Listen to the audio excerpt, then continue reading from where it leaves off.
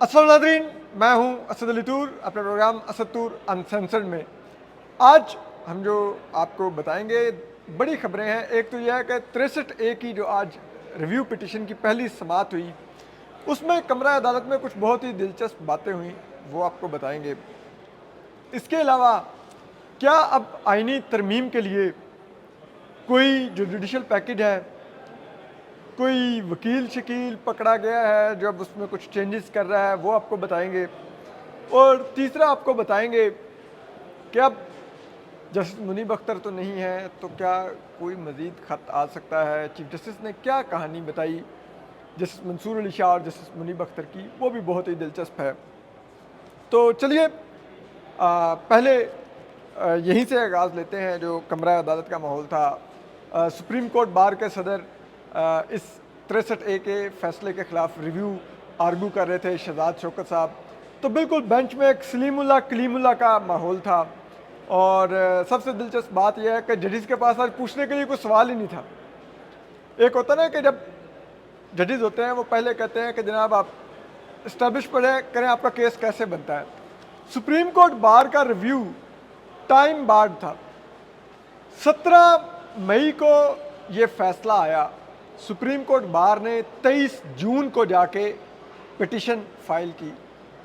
By rules आपने 30 दिन में पिटीशन फाइल करनी होती है रिव्यू की, ठीक है। यहां पर 6 दिन ऊपर हो चुके थे और यहां पर बेंच में चीफ जस्टिस काजी फायसा ने दलाइल ही नहीं लिए कि आप पहले ये तो साबित करें, ये तो जस्टिफाई करें कि आपने ताखीर से पिटीशन क्यों फाइल की।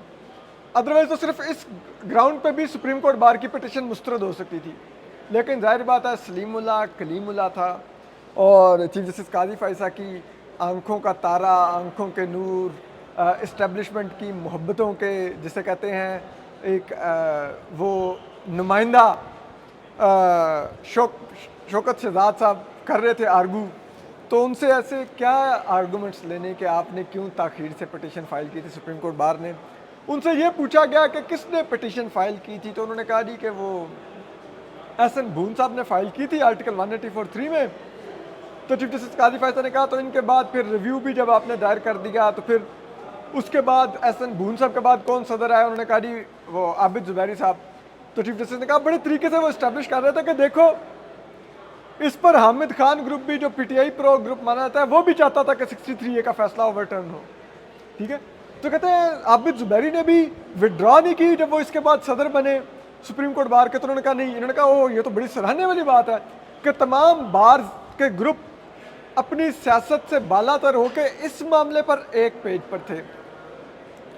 इसके बाद फिर वो सलीमुल्लाह कलीमुल्लाह चलता रहा। और जो दूसरी दिलचस्प बात थी कि अब चले जस्टिस जमाल खान मंदोखेल और जस्टिस जो मजहर आलम मियाँ खेल हैं जो चीफ जस्टिस काजी फायसा के बाएं हाथ बैठे हुए थे। ये दोनों जजेस तो पहले भी इस बेंच का हिस्सा रहे हैं और इन्होंने इख्तलाफी नोट लिखा था, यानी कि अकलीती फैसला था इनका। इन्होंने तो केस सुना हुआ है, ये इस केस में इस मेजॉरिटी फैसले से इख्तलाफ भी रखते थे। इनकी तो समझ आती है कि इनके पास पूछने के लिए कुछ नया नहीं हो सकता। लेकिन जो चीफ जस्टिस काजी फायसा के दाएं तरफ दो जजेस बैठे हुए थे, जिनमें जस्टिस अमीनुद्दीन खान और जस्टिस नईम अख्तर अफगान हैं, जिन्होंने इलेक्शन कमीशन और पार्लिमान को उकसाने वाला फैसला लिखा हुआ है कि आप सुप्रीम कोर्ट के फैसले पर अमल दरामद मत करें। वो अब आप देखिए कि वो इस बेंच में बैठे हुए हैं और वो कोई उन्होंने सवाल ही नहीं किया, सुमन बुकमन बैठे सुन रहे हैं, क्योंकि उनको पता है कि उन्होंने ठप्पा लगाना कहाँ पर उनको कहा जाएगा, अंगूठा लगाना है उन्होंने, दस्तखती जज उनको कहा जाता है। उन्होंने कोई सवाल ही नहीं पूछा। पूरी समाअत में 2 घंटे के करीब की समाअत थी। दोनों मौजूद जज साहबान ने कोई सवाल नहीं पूछा। मौजूद जस्टिस अमीनुद्दीन खान, जस्टिस नईम अख्तर अफगान, कोई सवाल ही नहीं था उनके पास करने के लिए। और चीफ जस्टिस काजी फायसा बीच में 10-15 मिनट बाद कुछ ना कुछ बोलते थे, लेकिन उनका भी कोई सवाल नहीं होता था।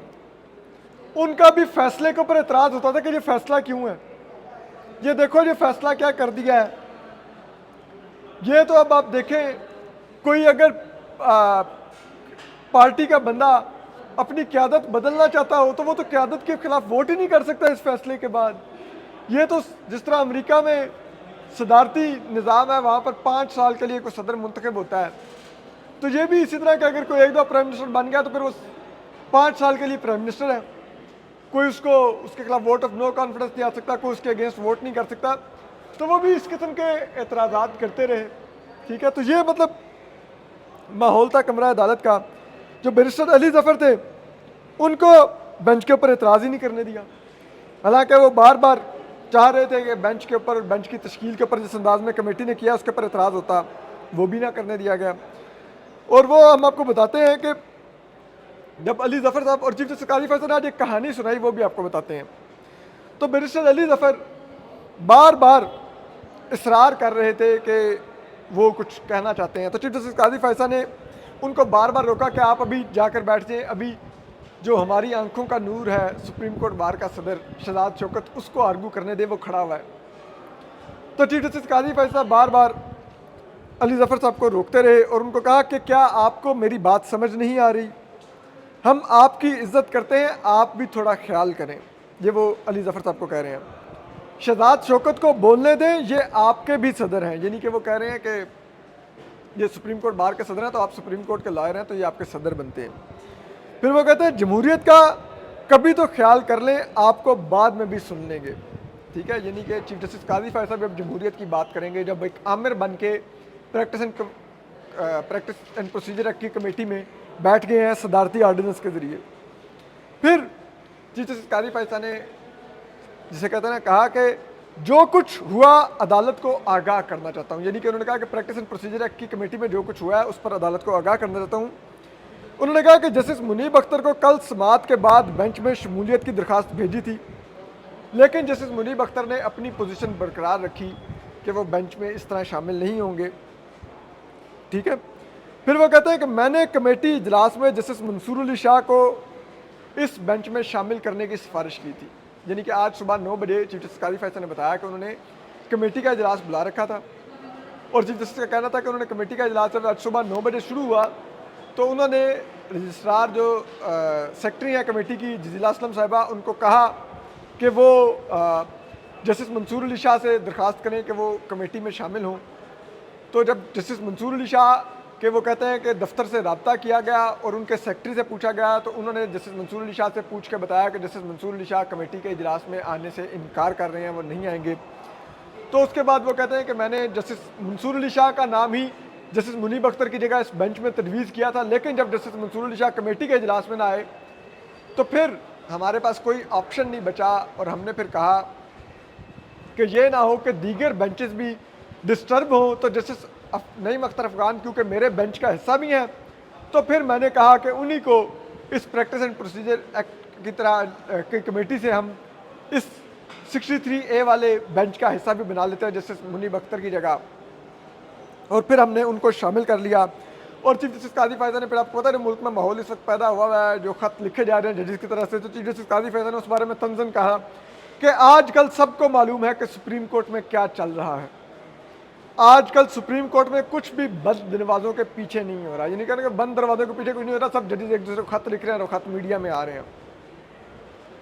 तो अब चीफ जस्टिस काज़ी फैसल ने, लेकिन असल जो सियासत है वो ये है कि चीफ जस्टिस काज़ी फैसल को पता था और वो रिस्क नहीं लेना चाहते थे कि अगर वो किसी भी जस्टिस नईम अख्तर अफगान के अलावा किसी और जज को इस बेंच में शामिल करते जस्टिस मुनीब अख्तर की जगह, और वो जज भी या तो ख़त लिख देता कि मैं बेंच का हिस्सा इस वजह से नहीं बन रहा कि प्रैक्टिस एंड प्रोसीजर एक्ट की कमेटी अब दुरुस्त नहीं है, उसमें दुरुस्त तरीके से जस्टिस मुनीब अख्तर को निकाला नहीं गया, जस्टिस अमीनुद्दीन खान को डाला नहीं गया और सदारती आर्डिनेंस के पीछे छुपा जा रहा है और ये प्रैक्टिस एंड प्रोसीजर एक्ट के ऊपर फुल कोर्ट के फैसले की खिलाफ वर्जी है, तो फिर चीफ जस्टिस काज़ी फैसल के लिए बहुत ज़्यादा एम्बेरसमेंट होती। फिर यह भी वाजे हो जाता कि चीफ जस्टिस काज़ी फैसल कमरा सुप्रीम कोर्ट के अंदर अकलियत में है, और यह भी जाहिर हो जाता कि चीफ जस्टिस काज़ी फैसल ये सब कुछ इसीलिए कर रहे हैं, इसीलिए सदारती आर्डिनेंस जारी किया है, इसीलिए अपने हम ख्याल बेंचेस बना रहे हैं और उनके ज़रिए वो सब कुछ रोंदना चाह रहे हैं क्योंकि उनको मालूम है वो अक़लियत में है, अगर दूसरे जजेस शामिल किए तो वो अक़लियत में उनका होना बेनकाब हो जाएगा। तो उससे बचने के लिए वो ये रिस्क ले ही नहीं सकते थे। उसके लिए जस्टिस नईम अख्तर अफ़गान ही चाहिए थे। ठीक है, जो बेंच में चुप करके बैठे और एंड में उनको दिखाया जाए इस जगह पे आपने साइन करना है तो वो साइन कर दें। ठीक है, और फिर समाअत के दौरान भी चीफ जस्टिस काजी फैसला जिस तरह के एतराज़ात करते रहे अक्सरियती फैसले पर, जो कि जस्टिस मुनीब अख्तर का तहरीर करना है, तो वो बुनियादी तौर पे समाअत नहीं कर रहे थे। समाअत होती है आप वकील से सवालात करते हैं, वकील को जिसे कहते हैं उसके आगे मुख्तलिफ किस्म के क्वेश्चन टॉस करते हैं, वकील कभी इस तरफ का जवाब देता है कभी इस तरफ का देता है, आप उसको जर्नलिज्म देखते हैं, वकील को फंसाने की कोशिश करते हैं। वकील से पूछते हैं कि आपका कैसे बनता है इसके ऊपर दावा, आपने ताखीर से क्यों रिव्यू फाइल किया, आपका क्या स्टैंडिंग है, आपने ये क्यों लिखा है पिटिशन में, आपने ये क्यों लिखा है पिटिशन में, आपने रिव्यू में ये क्यों सवाल उठाया, आपने रिव्यू में ये क्यों सवाल उठाया। ऐसा कोई सवाल नहीं हुआ। शहजाद शौकत से जिसे कहते हैं ना चुन्नी मुन्नी सवाल हो रहे थे। ठीक है, उसको नौनिहाल बच्चे की तरह सामने खड़ा करके उससे जिसे कहते हैं ना म्यूजिक टू द ईयर्स सुना जा रहा था कि आप क्या कह रहे हैं, ओह अच्छा हाँ देखें ये क्यों किया, इस फैसले में लिख दिया गया, ये क्यों इख्तियार दे दिया गया, ये वोट का डिफेक्शन क्यों डाल दी गई, वोट की रिजेक्शन क्यों डाल दी गई, और डिफेक्शन क्लास के अंदर डी सीट होना क्यों कहाँ पे लिखा हुआ है फैसले के अंदर, ये कहाँ पर है। यानी कि फोकस सिर्फ फैसले पर था, रिव्यू के एतराज़ात पर नहीं था कि रिव्यू में क्या क्या एतराज़ात हुए और वो एतराज़ात बनते थे कि नहीं। ठीक है, तो उस पर चीफ जस्टिस काजी फैसला ने पहला पिछले लार्जर बेंच के ऊपर जो चीफ जस्टिस उमरता बंदयाल की सरबराही में था उस पर एतराज़ ये उठाया। उन्होंने कहा कि ये जो केस सुना गया इसमें दो मुख्तलिफ दायरा कार थे। एक ये था कि सदर ने एक आर्टिकल 186 के तहत एडवाइजरी ज्यूरिसडिक्शन में एक हमें लेटर लिखा था सुप्रीम कोर्ट को, एक रेफरेंस भेजा था कि आप बताएं कि क्या जो अगर सदर का इंतखाब हो, वज़ीर आज़म का इंतखाब हो, बजट हो और अदम एतमाद की तहरीक हो, उसमें क्या जो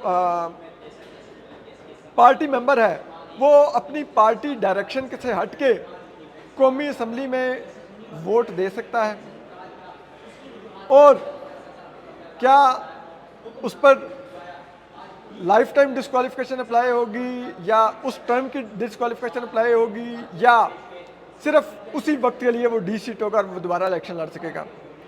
तो उन्होंने कहा कि दूसरी तरफ आर्टिकल 184(3) के तहत सुप्रीम कोर्ट बाहर आई हुई थी पिटिशन लेकर। उन्होंने कहा अब ये बताइए कि हमने सदर को राय देनी होती है और सदर हमारी राय का पाबंद नहीं होता, लेकिन अगर हमने ये दोनों दायराकार मिक्स करके हम कैसे सुन सकते थे। अगर ये एक साथ सुने जाते, हमने एक फैसला दिया और उस फैसले को सदर ना मानते, क्योंकि सदर ने तो सिर्फ राय मांगी थी, लेकिन अगर फैसला दे दिया तो फैसला तो बाइंडिंग हो गया और सदर उस पर अमल दरामद नहीं करते, तो क्या हम सदर को तौहीन अदालत करते। तो एक तो ये चीफ जस्टिस काजी फैसला का एतराज़ था फैसले के ऊपर। फिर उन्होंने ये भी पूछा कि जनाब ये राय मांगी थी, ठीक है, तो क्या हमने सदर को राय दी, तो सुप्रीम कोर्ट बार के सदर ने कहा जी कि जो राय में सवालात थे उनका जवाब नहीं दिया गया। ठीक है, फिर उन्होंने ये भी कहा कि अदालत ने करार दे दिया कि जी मुनहरफ जो रुकन होगा वो पार्टी लाइन के अगेंस्ट वोट नहीं कर सकता, उसका वोट काउंट नहीं होगा।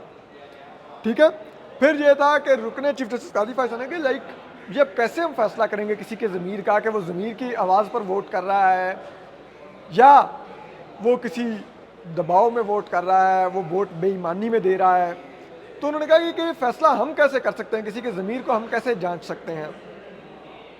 ठीक है, फिर चीफ जस्टिस काजी फैसला ने कहा कि जो पार्टी लाइन से जस्टिस मुनीब अख्तर ने जो अपने फैसले में जो शहजाद शौकत साहब ने पढ़ा, उनका पैराग्राफ 44 था if I am not wrong और 84 पेज था। उन्होंने कहा कि उन्होंने उसमें लिखा कि ये जो पार्टी लाइन से हट के वोट करना है ये सियासी जमातों को अदम इस्तेहकाम का शिकार करता है और इससे जमहूरियत कमज़ोर होती है जब सियासी जमातें कमज़ोर होती हैं। तो चीफ जस्टिस और उन्होंने इसके लिए कैंसर का वर्ड इस्तेमाल किया। तो चीफ जस्टिस काजी फैसला ने कहा कि कैंसर जैसा इतना सख्त वर्ड उन्होंने इस्तेमाल कर दिया, लेकिन क्या ये उस सवाल का जवाब था जो पूछा गया था। और फिर उन्होंने कहा कि अगर किसी जमात में लोग अपने पार्टी कायद से नाखुश हों, उसको दुरुस्त ना समझते हों और वो उसको हटाना चाहते हों, तो वो तो अपनी पार्टी कायद के खिलाफ वोट ही नहीं कर सकेंगे इस फैसले के बाद, क्योंकि उनका वोट तो शुमार ही नहीं होगा। फिर चीफ जस्टिस काजी फैसल ने यह भी कहा कि यानी कि इस फैसले के लिए आर्टिकल 95 को गैर फाल कर दिया गया। ठीक है, यानी कि चीफ जस्टिस काजी फैसल ने कहा कि इसके जरिए तो आपने कहा कि वोटिंग हो सकती है तरीके में तुम्हारे में आर्टिकल 95 के तहत, लेकिन वो वोटिंग शुमार नहीं होगी जो वोट पार्टी लाइन से हट के होगा। तो उन्होंने कहा ये तो फिर आर्टिकल 95 जिसे कहते हैं वो गैर फाल हो गया। तो ये सब कुछ उन्होंने एतराज़ात किए चीफ जस्टिस काजी फैसल ने। ठीक है, और उन्होंने जिसे कहते हैं जस्टिस मंसूर अली शाह के फैसले का भी हवाला दिया कि उन्होंने 60-1F में के ऊपर एक फ़ैसला दे रखा है जस्टिस मंसूर अली शाह ने, और उसमें उन्होंने नाअहली से मुतल्लिक शिकों की वजाहत किया कि ये खुद ब खुद नाफिज हो जाती हैं। ठीक है, तो चीफ जस्टिस ने कहा तो इसके बाद समझ नहीं आती कि ये क्या ज़रूरत थी ये फ़ैसला देने की, जब आइन में और कानून में चीज़ें ज़रूरत थी मौजूद थी तो उनके अंदर क्या खुद से कुछ शामिल किया जा सकता था। और इस तरह उन्होंने ये भी पूछा कि आबिद जुबैरी साहब ने तो फिर पिटिशन नहीं विड्रॉ की। ठीक है, इस दौरान फिर जो अली जफ़र साहब थे वो आखिर में फिर आए।